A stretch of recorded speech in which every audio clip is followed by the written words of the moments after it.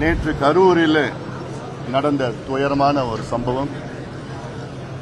நடிகர் விஜய் அவருடைய கூட்டத்திலே நெரிசலில் சிக்கி இப்பொழுது வரை 40 பேர் இறந்திருக்கின்றார்கள். இந்த செய்தியை கேட்டவுடன் எனக்கு தனிப்பட்ட முறையில் மிகுந்த மனவேதனை, அதிர்ச்சி. இன்னும் அதிலிருந்து நான் மீளவில்லை. என்னை போன்று தமிழ்நாட்டில் உள்ள அனைத்து மக்களும் இதே நிலையில் தான் இருக்கின்றார்கள். இந்த சம்பவம் தவிர்த்திருக்கலாம். இன்னும் காவல்துறை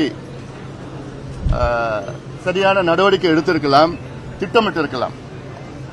அதாவது நடிகர் விஜய் அவர்களுடைய கூட்டம் கடந்த வாரங்களில் நடைபெற்றது. எவ்வளவு பேர் வந்தார்கள் என்றெல்லாம் காவல்துறைக்கு தெரியும். அதே அளவு இல்லை, அதுக்கு மேல் கூட்டம் வருவார்களும் என்றும் தெரிகிறது. விடுமுறை நாட்கள் இது. இதில் நல்ல பெரிய இடத்திலே அனுமதி கொடுத்திருக்கணும் வேண்டும். இன்னும் சொல்ல போனால் ஒரு மைதானத்திலே அனுமதி கொடுத்திருக்கலாம். ஒரு குறுகிய தெருவிலே அனுமதி கொடுத்து ஆயிரக்கணக்கான மக்கள் அங்கே நெரிசலில் தவிர்த்து, அது மட்டுமல்ல அரசியல் கட்சிகளும் பொறுப்புடன் நடந்து கொள்ள வேண்டும். நடிகர் விஜய் அவர்கள் கிட்டத்தட்ட 7 மணி நேரம் தாமதமாக வந்தார்கள் என்று அது ஒரு காரணமாக சொல்கிறார்கள். அரசியல் கட்சிகள் இது போன்ற கூட்டங்கள் நடத்தினால் அவருடைய தொண்டர்களுக்கு குடிநீர், உணவு, நிழல் இது போன்ற திட்டமிட வேண்டும். இது போன்றதெல்லாம் திட்டமிட வேண்டும். ஆக பொறுப்புடன் நடந்து கொள்ள வேண்டும். அது மட்டுமல்ல, பொதுமக்களும் பொறுப்புடன் நடந்து கொள்ள வேண்டும். இது போன்ற கூட்டங்களுக்கு குழந்தைகளை அழைத்து வரக்கூடாது, பெண்களை அழைத்து வரக்கூடாது. இந்த கூட்டத்தில் இருக்கைகள் கிடையாது, சேர் கிடையாது. ஏதோ அங்க கும்பலா நின்றுட்டு கேட்டுட்டு போற கூட்டம் இது, அவ்வளவுதான். அங்க போய் குழந்தைகளையும் பெண்களையும் கூட்டிட்டு வந்தா அந்த நெரிசல் இருக்கும். இதெல்லாம் தவிர்த்து இருக்க வேண்டும். இது போன்ற வரும் காலத்திலே திட்டமிட வேண்டும். காவல்துறையும் பெரிய இடத்துல அனுமதி கொடுக்கணும். ஒரு நெருக்கடியான சூழலில் உருவாக்கக்கூடாது. இன்னொன்று, ஒரு வதந்தியா இருக்கணும்னு நான் நினைக்கிறேன். அதாவது மின்தடை ஏற்பட்டது என்று சொன்னார்கள். இதெல்லாம் வருகின்ற செய்திகள்.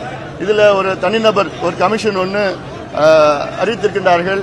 அந்த தனிநபர் கமிஷன் அவர்கள் உடனடியாக விசாரணை நடத்தி இதற்கு பிறகு சம்பவங்கள், இது போன்ற சம்பவங்கள் நடைபெறக்கூடாது. அதில் மிக தெளிவாக காவல்துறை இருக்க வேண்டும். அதற்கு காவல்துறை இன்டெலிஜென்ஸ் இது நிச்சயமாக அவர்கள் இதுக்கு பொறுப்பேற்க வேண்டும், அதிகமாக பொறுப்பேற்க வேண்டும். இந்த நேரத்தில் யாரும் நான் குறை சொல்லலை, யாரும் குற்றம் சொல்லலை நான். அதனால இதற்கு நாம் எல்லாருமே, அரசியல் கட்சியில் எல்லாமே பொறுப்புடன், நாங்கள் உட்பட பொறுப்புடன் நடந்து கொள்ள வேண்டும். அரசும் பாரபட்சம் பார்க்கக்கூடாது. ஆளுங்கட்சிக்கு பெரிய இடத்தை கொடுக்கறது, எதிர்கட்சிகளை சின்ன இடத்துல கொடுக்கறது. இப்ப நான் நேற்று முன்தினம் நான் திருச்சியில ஒரு நடைபயணம் கூட்டம் நடைபெற்றது. நான் போறதுக்கு முன்னாடி அங்க பார்த்தா யாரோ வேண்டும் என்று அந்த மின் கம்பியில ஒரு கம்பியை வீசி மின்தடை ஏற்படுத்தினார்கள். அதெல்லாம் இதெல்லாம் திட்டமிட்டு நடக்கின்ற சில பிரச்சனைகள் இருக்கு. சின்ன சின்ன பிரச்சனைகள். ஆனாலும் இது நாளைக்கு இது போன்ற சம்பவங்கள் நடக்கக்கூடாது. அதற்கு எல்லோரும், காவல்துறை, ஆளுங்கட்சி, அரசியல் கட்சிகள், பொதுமக்களும் பொறுப்புடன் நடக்கணும். ஏன்னா இன்னும் தமிழ்நாட்டில் இன்னொரு கலாச்சாரம் இருக்கு. சினிமா கலாச்சாரத்தில் யாராவது ஒரு நகை கடை திறக்கிறதுனா அங்க பார்த்தா ஒரு 10,000 20,000 பேர் கூடுவாங்க. அது யார் வந்தாலும் சரி, சீரியல் நடிகர்கள் வந்தாலும் சரி, யார் வந்தாலும் சரி, ஒரு கூட்டம் கூடுவாங்க. இந்த கலாச்சாரம் இருக்கு. அதனால இதெல்லாம் கொஞ்சம் சிந்திக்க வேண்டும். இன்னும் எவ்வளோ வேலைகள் இருக்கு. இதெல்லாம் உள்ள வேதனையா இருக்கு அவங்க எல்லாம் பாக்குறப்போ.